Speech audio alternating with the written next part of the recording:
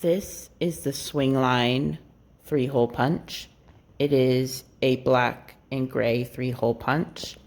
I like the rubber handle. It just provides a lot of, I guess, security, and it feels really durable and like has a nice texture on my fingers as I'm punching.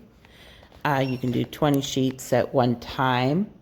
I'm going to show you how this would work. So I have a piece of paper here, and I'm just going to put inside this 3-hole punch. And I'm just going to press down.